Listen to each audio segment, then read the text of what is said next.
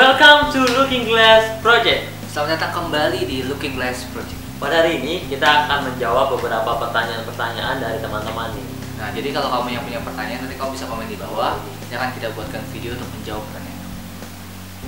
Kira-kira teman-teman lihat ada yang berbeda nggak di antara kita? Ya, bedanya Kita tukar posisi. nggak penting. Kita tukar posisi doang. Oke, langsung aja ya masuk ke Oke, pertanyaan. kita langsung masuk ke pertanyaan. Pertanyaan pertama dari Ahmad Febriansyah nih. Dia nanya, Mas, udah kira-kira putus 6 bulan sama pacar, kok susah banget move on? Boom. Jadi kenapa susah move on dan cara move on mungkin? Iya, cara move on. Jadi kalau misalnya sebagian banyak dari kita, sebagian besar tuh berpikir bahwa move on ini tentang cinta-cintaan. Padahal faktanya bukan. Jadi move on ini tentang bagaimana kita bisa meninggalkan sesuatu yang membuat kita terlalu nyaman. Ya, jadi biasanya banyak dari kita yang tidak move on karena terlalu fokus sama masa lalu kita. Dan alasan lainnya adalah kita tidak meningkatkan kualitas diri. Jadi untuk bisa move on, kita harus upgrade setiap hal dari kita. Fashion contohnya, kemudian kita harus upgrade kemampuan dan pengetahuan kita. Ya. Intinya meningkatkan kualitas diri, otomatis kita akan bisa pindah dari masa lalu kita. Jadi triknya kita harus meningkatkan kualitas diri kita, kayak Ya. cari pengalaman baru, cari Betul. suasana baru, supaya kita tinggal teman-teman baru juga boleh. Tapi intinya itu bukan pelarian.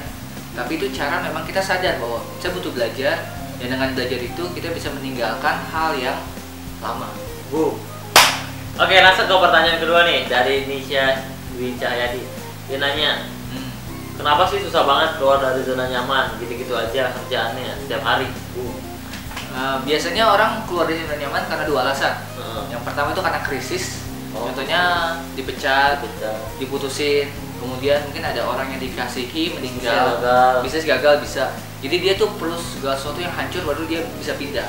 Yang kedua butuh sadar atau aware. Nah, banyak dari kita yang nunggu krisis dulu baru berubah. Tapi kadang-kadang sulit ya kalau kita aware gitu, kayaknya harus berubah nih gitu. Karena kita harus jatuh dulu baru nyadarin, wah kayaknya kita harus berubah. Nah, nggak apa-apa. Tapi ketika kita jatuh, ingat, jatuh itu tidak hanya menghasilkan perubahan, tapi juga rasa sakit. Boom. Oke, langsung ke pertanyaan terakhir dari Rizky Givari nih, Facebooknya nih, Rizky Givari. Nah, dia nanya, kira-kira mimpi itu bisa dikendalikan nggak sih? Gimana caranya? Nah, gimana cara mengendalikan mimpi dan apakah bisa dikendalikan? Jawabannya bisa ya. Dan biasanya disebut sebagai lucid dream. Jadi mimpi kita ada 5 macam kategori. Ada normal dreams, yang mimpi biasa kita mimpikan 5-9 cerita setiap harinya, dan itu kadang-kadang kita lupain. Ya, jadi kalau pas bangun nggak ingat, lupa. Padahal kita mimpi juga setiap malam. Yang kedua, kita punya yang namanya daydreams. Daydreams itu mimpi ketika kita bengong atau ngelamun. Jadi ada kilasan kejadian atau sesuatu yang nggak pernah kita temui itu belum gitu.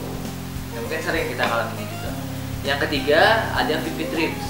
Apa tuh? Mimpi yang terkesan nyata ketika kita bangun dari mimpi kita. Contohnya lari. Pas lari ngos-ngosan. Nah, pas jatuh mimpinya. Sepeda jatuh, tiba-tiba kaget Ketika bangun, itu vivid dreams namanya. Pernah ngalamin. Nah, yang keempat ada nightmare, mimpi buruk. Nah, ini biasanya dialami sama anak kecil umumnya, monster, hantu. Nah, ketika mimpi buruk ini dialami sama orang dewasa, itu artinya ketika mimpi buruk itu dialami orang dewasa, itu artinya dia punya ketakutan atau stres, beban. Itu contohnya.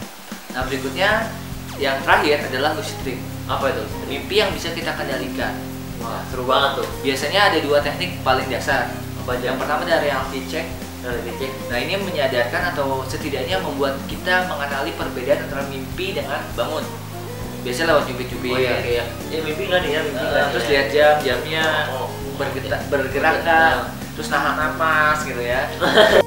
Nahan napas, terus kira-kira gue ini bisa napas nggak ya? Kalau masih bisa napas tapi ditahan, ternyata dia mimpi.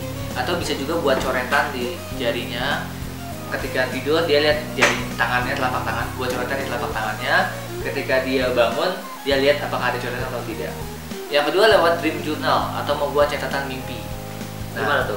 ini biasanya dia mencatatkan semua hal yang dia ingat dari mimpinya dia. Nah, jadi ketika bangun, buru-buru catat. Kadang-kadang suka lupa tuh. Nah, makanya catatan ini harus ada di samping tempat tidur. Ketika kita bangun tidur, langsung nyatat semuanya. Catat sebelum lupa. Nah, kemudian sebelum tidur lagi kita baca catatan itu. Kira-kira baca berapa kali? Baca sampai ingat, membayangkan baru tidur lagi. Seperti itu contohnya. Nah, untuk lucid dream sendiri akan kita bahas dalam video khusus nanti. Nanti dibuatkan video khusus untuk Iya. mimpi. Itu aja sih. Oke, mungkin itu aja ya pertanyaan yang bisa kita jawab. Ada 3 pertanyaan tadi yang sudah dijawab. Bagi teman-teman, sekali lagi bagi teman-teman yang ingin mengajukan pertanyaan bisa komen di bawah sini. Iya. Oke, jangan lupa like dan juga subscribe video-video dari kita. See you. Dadah.